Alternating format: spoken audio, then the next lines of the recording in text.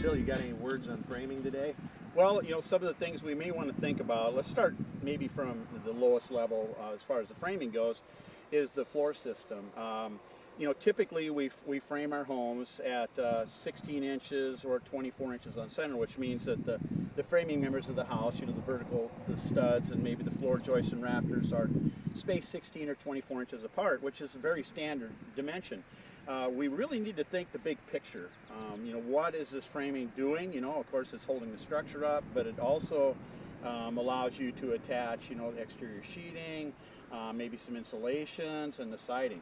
But also we want to think about what about the poor subcontractors that are working here? We don't want to put a piece of wood in their way. So maybe when we're talking about framing, you discuss with your builder or the architect, designer. This is where the bathroom is going to sit. Now, we want to make sure that there's no floor joists in the way.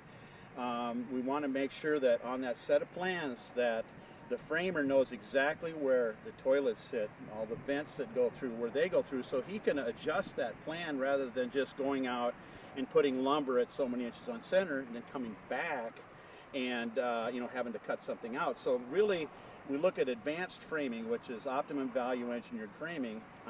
That just means that you need to justify every piece of wood and its placement in the home. Why waste the lumber? Why waste the time or take up space that could be taken up by insulation?